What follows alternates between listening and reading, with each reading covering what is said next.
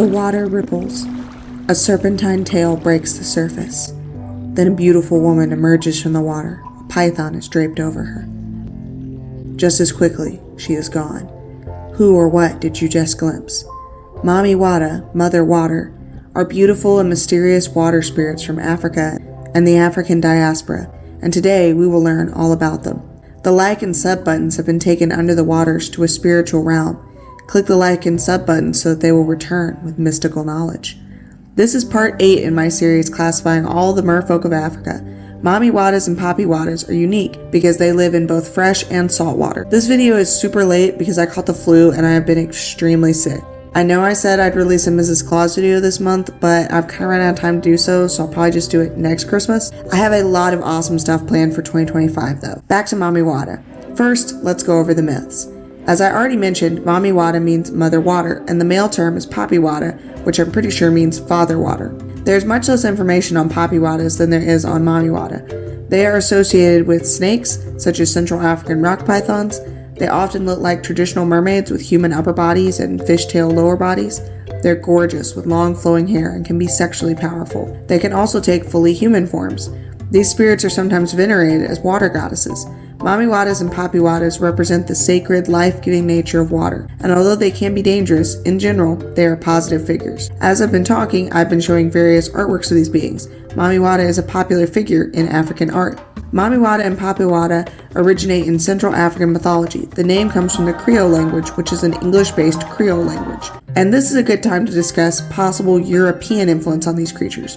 Merbeings exist all around the world, of course, and Africa has no shortage of merbeings that predate European contact. Just look at the other videos in this series. But in this case, it is worth looking into the European influence. Mami Wata doesn't appear in the historical record until after European contact.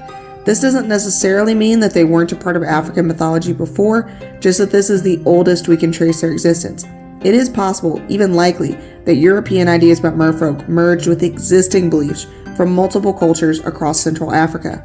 I also need to mention that much of the modern Mami Wata iconography is actually inspired by the 19th century snake charmer Nala Damajanti. Her life story is fascinating and shrouded in mystery. She wrapped herself in Indian cultural and mythological references, but was not actually Indian.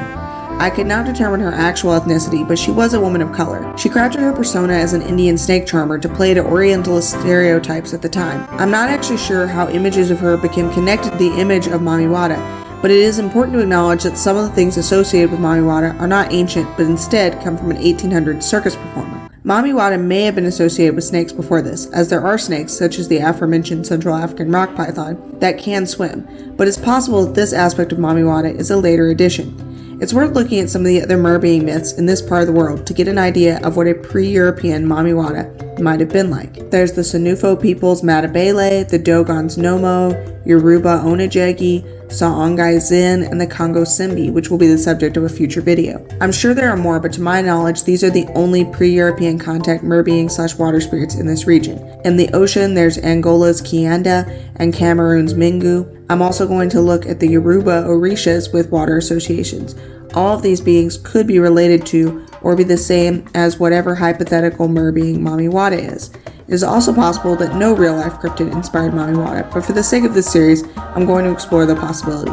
If I'm wrong, I'll probably never know, and it gives me the opportunity to tell y'all all about these amazing legends. Merbeings with fishtails and human upper bodies are as old as time. The Mesopotamian Owans, Kalulu, and Kaliltu are the earliest examples of this, so Africans certainly didn't need European influence to have myths of humanoids with fishtails. The Nomo is depicted with a fishtail. It is likely that the Onejegi and Zin have fishtails as well. Check out my video on them for more details. The Simbi are nature spirits similar to the Matabele and can appear in a mermaid-like form. Matabele, however, do not have fishtails, instead having backwards pointing feet. Kianda is an animistic mermaid goddess depicted with a fishtail. However, I couldn't verify if this is part of the original belief or added later. She seems to embody water in a primal way, and so like the Simbi and Matabele, may not necessarily have a set form or a fishtail. Ningu, singular Jengu, from the Sawa people of Cameroon, have long hair, gap-toothed smiles, and often fishtails. Among the Subu people in Cameroon, there's a myth of a sea god named Jengu who has, you guessed it, backwards pointing feet. Now let's look at the aquatic members of the Orisha pantheon. Like Mami Wata, belief in Orishas is now Pan-African, and again, like Mami Wata, has spread to the Americas.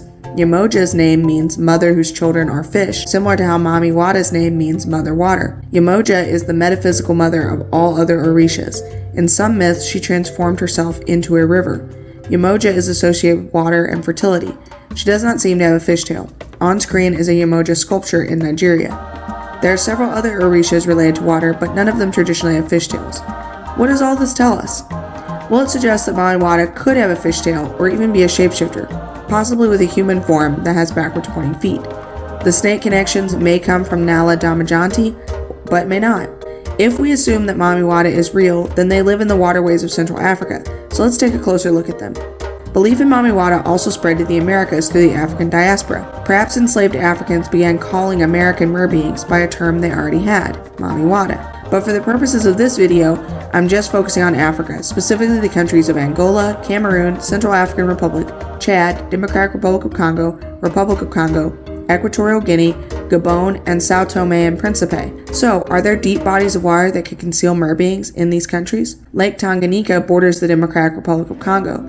If you saw my Mamamutu video, then you know that Lake Tanganyika is the second largest freshwater lake by volume, the second deepest, and the world's longest freshwater lake.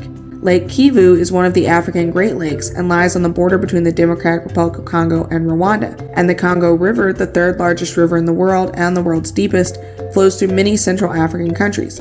I also have to mention a mysterious lake in Angola, Dololo Lake, the largest lake in Angola. It has some interesting lore attached to it. It's said to have strange waves, a supernatural force that scares fishermen away, as well as a mysterious legend about an old woman who begged for water from nearby residents. When someone finally took pity on her and gave her water, she warned them that a flood was coming. They alone were spared.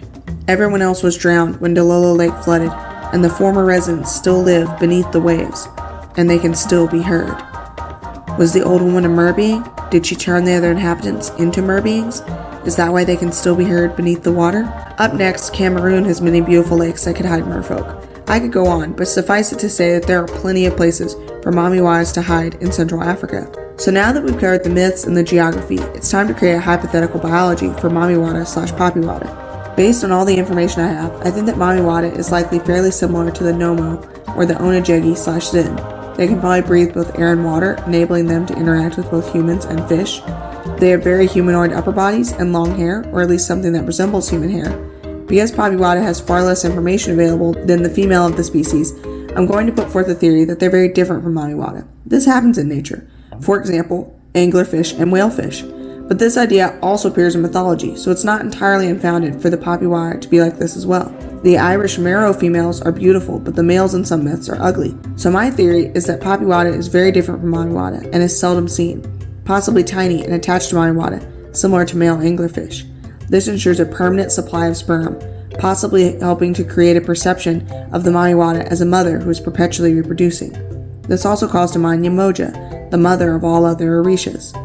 So, in my illustration, I am depicting a Mami Wata with a tiny Papi Wata attached to her abdomen. My first hurdle was the long hair. No known species of fish has hair or fur, so I considered two options. First, it could be a sensory organ similar to barbels, which the African catfish has, or the hair could be similar to the hairy frogfish, which lives in the Atlantic, and is covered in hair-like spinels. Which do you think is more likely? Share in the comments. I'm drawing dark hair-like spinels. I decided to give her black eyes similar to my Nomo and Zin drawings. This is based on the idea that all three are closely related. For this reason, she also has no nose, because she breathes through gills. Like the Nomo and Zin, Mami Wata has lungfish-like lungs, enabling her to breathe both air and water. This is different from last month's Mamamutu, who does not breathe air.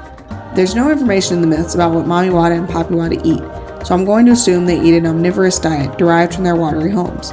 And I drew Mami Wata with a small mouth with humanoid teeth. She has dark skin, which increases her resemblance to the humans who originally saw her. She has no outer ears, her lack of ears is concealed by hair, and she only has inner ears like a fish. They have breasts for feeding young, secreting a milk-like substance like the discus fish to feed their young. Unlike the Nomo, who has wiggly, lungfish-like arms, they have humanoid arms, again to increase their resemblance to humans. Mami Wata has a fishtail, which I colored like a Central African rock python, just like the Zin. These snakes are associated with Mami Wata, so it seemed fitting. Additionally, the coloration helps them to blend into the dark waters. Can they shapeshift? Most likely, as this is a common factor in many myths we have covered in this video. They might have backwards pointing feet when shapeshifted into human form. As for their intelligence, it is hard to know, human level at least, but could be smarter. Many hold them sacred. This could be because of a profound, even extraterrestrial intelligence. Mami Watas give birth to young called fry. Live-bearing fish tend to birth a lot of babies at once, up to 300. It is unknown how many babies Mami Wata birth at a time. The young are very small, and pregnancies are fairly short. They can swim immediately after birth. They breathe through external gills at first until their lungs develop. I've drawn this detail from lungfish. The fry are nursed by their mothers. They remain in nests on floors of rivers and lakes where the adults guard them. As they grow, they develop lungs that enable them to come to the surface, as well as the ability to shapeshift. They likely live long lives, similar to real-life lungfish who can live to be 80. Papi Watas remain small and attach themselves to a female, anglerfish style. But what about the Mami Watas who live in the Atlantic Ocean? They could be a separate species, or Mami Wata could be capable of living in both fresh and salt water.